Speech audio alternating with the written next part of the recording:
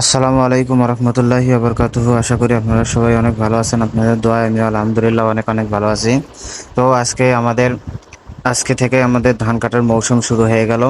সবাই দোয়া করবেন যেন ভালো ফসল আমরা জমি থেকে উঠাইতে পারি এবং ভালোভাবে ফসল বাড়িতে নিয়ে আসতে পারি। সবাই দোয়া করবেন। এবং আমি যাইতেছি আমার জমিতে ধান কাটা প্রায় শেষের দিকে আমি গেছি, কারণ আমি খাবার নিয়ে গেছিলাম বিধায় আমার একটু দেরি হয়ে গেছে। এজন্য যাইতে যাইতে তারা এক ভার নিয়ে আসছে বাসায়। তারপরে আমি জমিতে গেছিলাম এবং সামনেই দেখতে পাচ্তেছেন এটা আমার এক বড় ভাই ছিল, এবং বড় ভাইয়ের সাথে বললাম যে আপনার একটু ভিডিও করে আপনাকে ভাইরাল করে দেই। তারপরে আবার সেই পুনরায় গেছিলাম জমিতে যেয়ে দেখতেই পাচ্তেছেন যে সব ধান কাটা শেষ। তারপরে আমি গেছি এবং তাও গেলাম আপনাদের সাথে জিনিসটা শেয়ার করার জন্য যে আমাদের আজ থেকে ধানের মৌসুম শুরু হয়ে গেল, ধান কাটার মৌসুম। তো ধান মোটামুটি আলহামদুলিল্লাহ অনেকগুলো হয়েছে এবং জমি দিয়ে ঘোরাফেরা শেষ করে আবার আমি বাড়ি দিকেও রওনা দেব।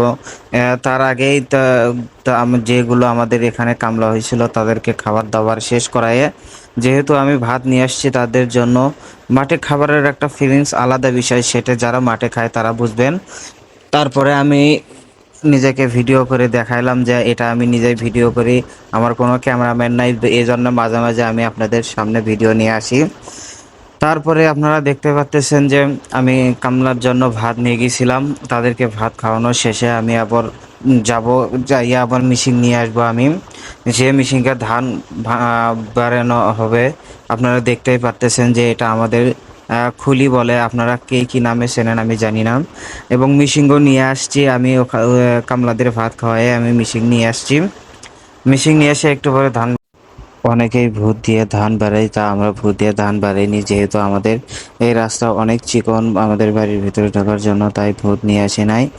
এভাবেই আমরা ধান বাড়ায় ঠিক করে নিলাম। মোটামুটি আলহামদুলিল্লাহ অনেকগুলো ধান পেয়েছি আমরা। তারপরে আমরা প্রতিদিনের ন্যায় আবার গরুর জন্য ঘাস কাটার জন্য জমিতে গিয়েছিলাম। এটা আমাদের রেগুলার কাজ, যেহেতু সে করতেই হবে। এটা আমাদের গরুর খামারের জন্য, গরুর জন্য ঘাস না নিয়ে আসলে আমাদের একেবারেই হয় না, কারণ এটা আমাদের করতেই হবে।